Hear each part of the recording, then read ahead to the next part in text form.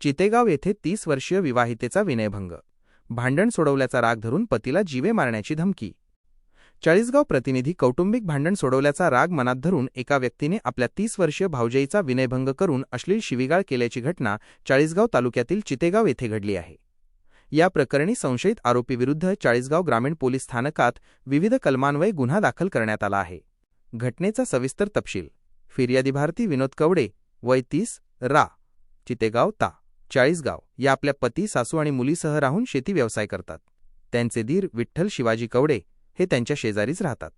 दिनांक 22 जानेवारी 2026 रोजी रात्री 9 वाजेच्या सुमारास संशयित विठ्ठल कवडे हा दारूच्या नशेत आपल्या पत्नीशी लहानुबाई भांडण करत होता. त्यावेळी फिर्यादी भारती आणि त्यांचे पती विनोद कवडे यांनी मध्यस्थी करून त्यांचे भांडण सोडवले होते.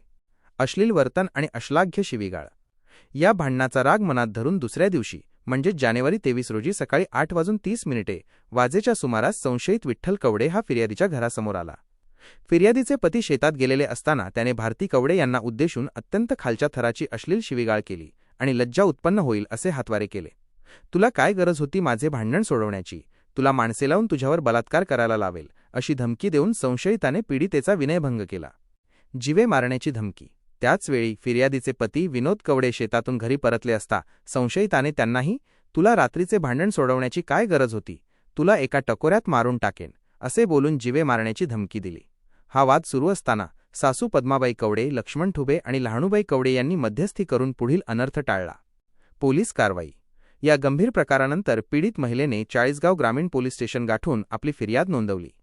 पोलिसांनी संशयित आरोपी विठ्ठल शिवाजी कवडे याच्याविरुद्ध भारतीय न्याय संहिता BNS कलम 75(3), 79, 351, 2, 352 आणि 296 प्रमाणे गुन्हा दाखल केला आहे. सदर प्रकरणाचा पुढील तपास वरिष्ठांच्या मार्गदर्शनाखाली पोलीस हवालदार अक्रम बेग हे करत आहेत.